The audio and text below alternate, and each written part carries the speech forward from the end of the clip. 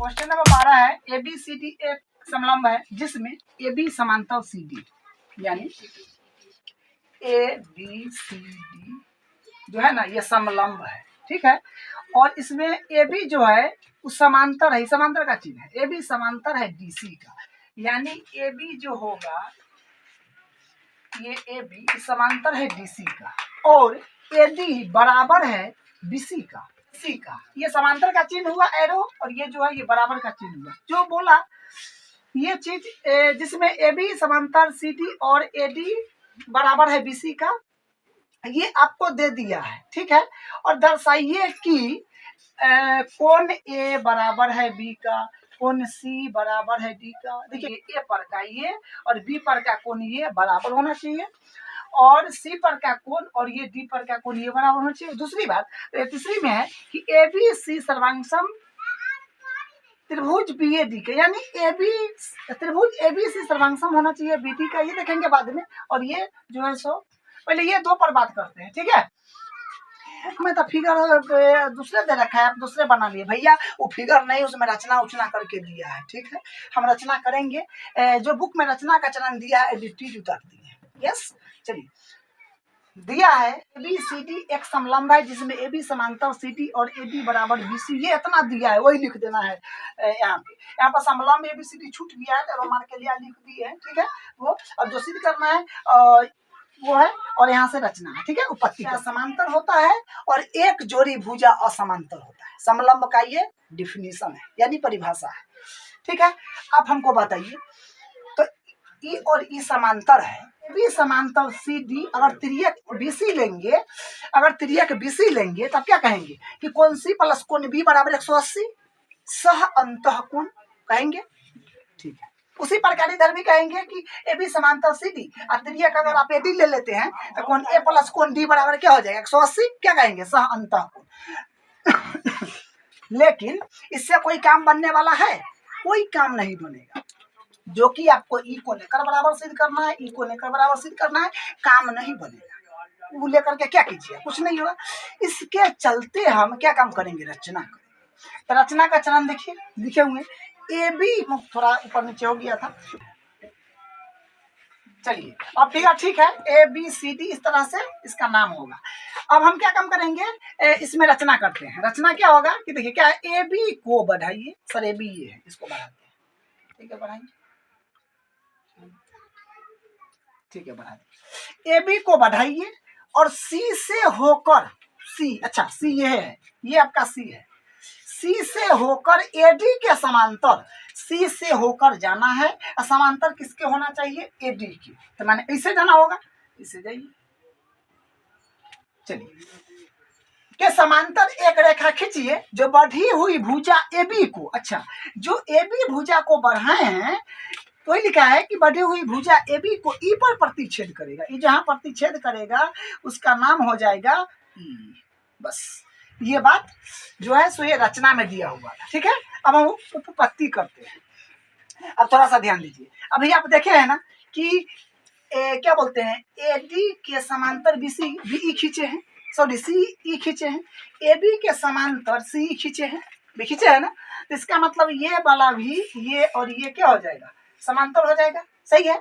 और पहले देखिए ध्यान समझिए, ए बी पहले ही से दे रखा है कि ए बी समांतर है डी सी के, लेकिन ए बी को हम ई तक बढ़ा दिए हैं तो क्या होगा, इस ऐसे में हो जाएगा कि ए ई समांतर हो जाएगा किसका, डी ई का। तो क्या हो गया, आमने सामने की भुजा समांतर हो गया, इसलिए ये क्या हो जाएगा, समांतर चतुर्भुज। यहाँ से ये बात आया समझ, तो लिखेंगे तो ए डी समांतर सी ई, ये भी रचना से। तो आप कह सकते हैं ना, अतः ए सी समांतर चतुर्भुज की सम्मुख भुजा है, समांतर चतुर्भुज की सम्मुख भुजा है। चूंकि देखिए ध्यान से, चूंकि अब देखिए चूंकि हमको पहले ही से ए डी जो है बी के बराबर बी सी के बराबर दे रखा है, ए डी जो है देखिए ए डी जो है बी सी के बराबर दे रखा है, देखिए ए डी बी सी के बराबर दे रखा है, तो ए डी बराबर हो जाएगा बी सी, ये आप लिखेंगे दिया है,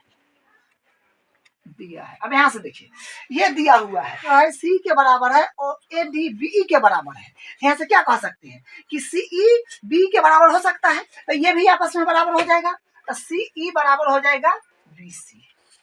बी सी तो कहने का मतलब त्रिभुज सी बी ई, ठीक है, ये इसके बराबर। तो लिखेंगे, अब लेंगे अब त्रिभुज सी बी ई में, तो इसमें क्या है कि सी ई बराबर है बी सी का, तो सी बी क्या है सी ई, सी के सामने का कोण हो जाएगा ये, इसको 1 मान लीजिए, और बी सी के सामने का कोण इसको 2 मान लीजिए, ठीक है।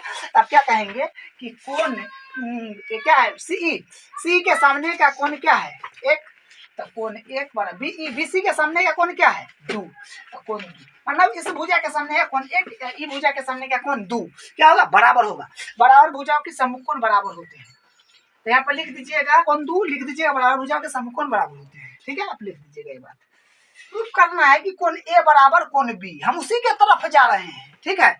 अब देखिए, यहाँ से हम रैखिक युग्म लगा सकते हैं क्या, इसको कोण 2 मान लिए, इसको 3 मान लीजिए, यहाँ से रैखिक युग्म लगा सकते हैं क्या, रैखिक युग्म, तो आप लिखिए कोण 1 प्लस कोण 3 बराबर 180। अब लिखा रैखिक युग्म, कोण 1 प्लस कोण 3 बराबर लिखा रैखिक युग्म। एक और काम कर लीजिए यहाँ से, ठीक है, क्योंकि कोण 1 और 2 आपस में बराबर है, तो इसके बदला हम x मान लिए, ठीक। अब देखिए ध्यान से, तो कोण 1 है यहाँ पे, तो कोण 1 के बदला क्या लिख सकते हैं x, क्योंकि कोण 1 और 2 x के बराबर है, तो 1 के बदला भी x लिख सकते हैं, तो x प्लस कोण 3 बराबर हो गया 180 डिग्री। अब यहाँ से देखिए, कोण 3 के बराबर करेंगे तो हमारे पास 180 डिग्री माइनस x आ जाएगा, ठीक है। इसको मान लेंगे समीकरण नंबर, या फिर इसको आप मान लीजिए ना, इसको मान लीजिए समीकरण आप 1 मान लीजिए, समीकरण 1 मान लीजिए, ठीक है। इसको समीकरण 2 मान लीजिए, यहाँ कारण लिख दीजिएगा समीकरण 1 से बस। अब हम क्या काम करेंगे, देखिए ध्यान से, आप जानते हैं कि ए बी सी डी एक समांतर चतुर्भुज है, तो समांतर चतुर्भुज की सम्मुख कोण बराबर होते हैं, ठीक है। तो वहां से हम ये काम करेंगे, लिखेंगे चूंकि ए ई सी डी एक समांतर चतुर्भुज है, तो समांतर चतुर्भुज है, तो समांतर चतुर्भुज के सम्मुख कोण क्या होते हैं, बराबर होते हैं। इसको हम मान लेते हैं कोण नंबर मान लेते हैं 4, ठीक है, 3 मान लेते, तो कोण 2 और कोण 4 क्या होगा, बराबर हो जाएगा, ठीक है। यहाँ पर लिखेंगे इसलिए कोण 2 बराबर 4 का। अब कारण क्या लिखेंगे कि समांतर चतुर्भुज के सम्मुख ए ई सी डी क्या है, समांतर चतुर्भुज है, और पहले ही से ए बी जो था उस क्या है सी डी के समांतर दे रखा था, यानी ए बी समांतर सी डी था, यहाँ से ए डी क्या हो जाएगा, तिर्यक हो जाएगा, तिर्यक ले लेंगे, ठीक है। यहाँ से लिखेंगे कोण ए प्लस कोण बी, कोण ए प्लस कोण डी ना, कोण डी बराबर 180, कारण हो जाएगा सह अंतः कोण, सह अंतः के बदला हम 5 नाम दिए हुए हैं, प्लस कोण डी के बदला हम 4 नाम दिए हुए हैं, बराबर 180।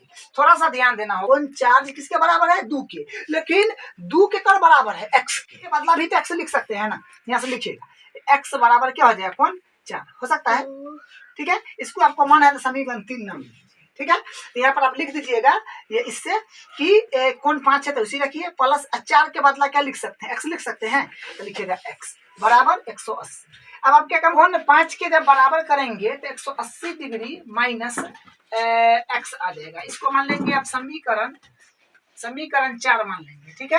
अब लिखेंगे समीकरण 2 तथा 4 से, तो समीकरण 2 और 4 से देखिए, कोण 3 जो है वो 180 माइनस x के बराबर है, कोण 5 भी 180 माइनस x के बराबर, कोण 4 एक ही चीज के बराबर है, तो कोण 3 और 4 भी आपस में बराबर हो जाएगा। तो लिखेंगे कोण 3 बराबर कोण 5, कोण 5, हम कोण 3 के बदला b लिख देते हैं, बराबर कोण 5 के बदला हम a लिख देते हैं, ठीक है। तो आप क्या कहेंगे, ये प्रूफ हो गया है 1 नंबर। 2 नंबर की ओर आइए, बी ई समांतर ले लेंगे डी सी, तो यहाँ से क्या होगा, देखिए समांतर ले लेंगे तो यहाँ से एकांतर कोण बनना शुरू हो जाएगा, इस तरह से। तो यहाँ से लिखेंगे कि बी ई समांतर डी सी, बी ई समांतर डी सी तथा तिर्यक हो जाएगा, तिर्यक आप ले लेंगे क्या बोलते हैं, तिर्यक हो जाएगा बीसी ना,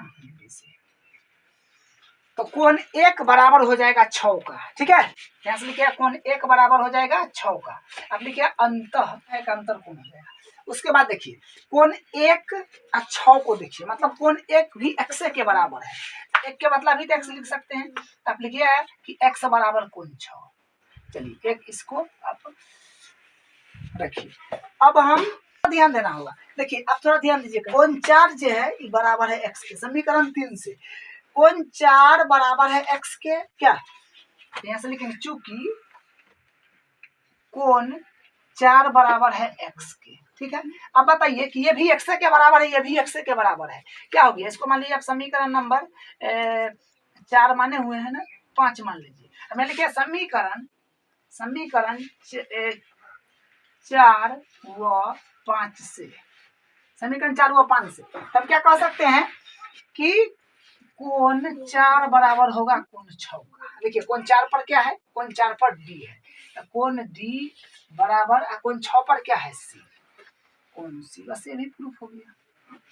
ठीक है, क्योंकि कोण 4 भी x के बराबर था, जो है अभी लाए हैं 6 भी x के बराबर है, तो दोनों क्या हो गया बराबर हो गया। अब हमको देखिए 2 नंबर में क्या प्रूफ करना, 2 नंबर में बहुत आसान है। ठीक है, तो ये क्या करना है 3 नंबर में देखिए, 3 नंबर में ABC सर्वांगसम है BAD का, तो ABC त्रिभुज ये है ABC ये वाला त्रिभुज, और एक त्रिभुज है BAD, यानी ऐसे जाना होगा BAD।